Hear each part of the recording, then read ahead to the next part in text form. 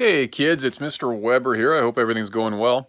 I thought I'd get a little more interactive, so I'm going to start some YouTube videos.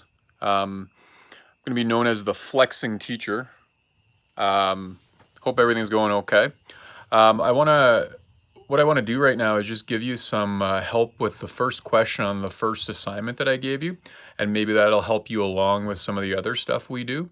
So I'm going to switch over to a whiteboard now and just show you the first question that was comparing diagrams and cubes.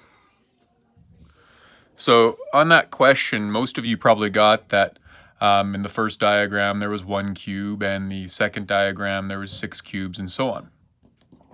What was probably challenging was the algebra portion. So what you need to look at first is you need to look at how the pattern is increasing. Now, you can probably see here that the pattern is increasing by 5 each time, right?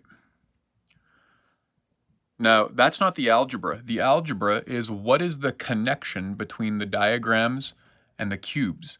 And it has to be the same connection for every part of the pattern. So let me show you. Since the cubes are increasing by 5 each time, that's going to tell us that we start off our algebra by doing times 5. Sorry, this is the first video I've done, so I'm trying to write and talk at the same time. So our algebra pattern is going to start off with times 5 every time. So times 5, times 5, times 5, times 5. Now what we want to look at now is what would we have to do in addition to multiplying by the diagram by 5 to get the cubes. In the first one, since 1 times 5 is 5, to get the cubes equal to 1, we'd have to subtract by 4. Now if this is the algebra, it would work every time. So if we do 2 times 5 is 10, minus 4 is 6. It works. 3 times 5 is 15. Minus 4 is 11. It works.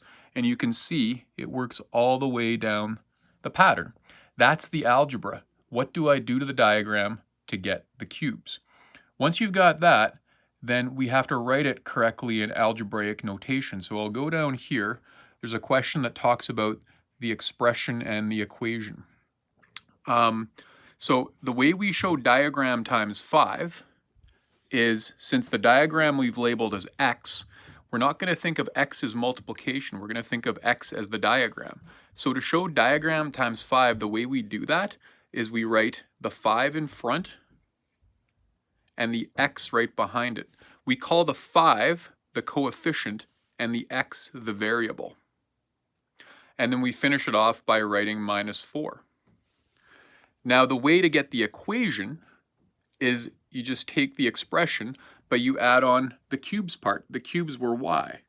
And since 5x minus 4 is equal to the cubes, we would write 5x minus 4 equals y. Or we could also write it as y equals 5x minus 4. And that's how you get the algebra for that situation. I'm going to flip around here. I hope that helps. I'm going to be putting out more of these videos. I hope you're doing okay. Don't stress if you're not getting things right away. And if you're ever worried, just flex, because you're all really strong kids. We'll talk soon, and keep reading the notes and that kind of stuff as well to get help. Thanks a lot, kids. I'll talk to you soon.